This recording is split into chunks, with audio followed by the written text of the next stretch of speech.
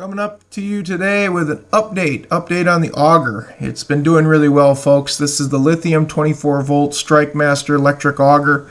I've got 2 battery packs for it. I've had it now for 3 years. It's doing absolutely fantastic. People have asked me how it's doing, how I like it. I love it. With the actual auger style where you can put 2 hands on it, it allows for you to control it better.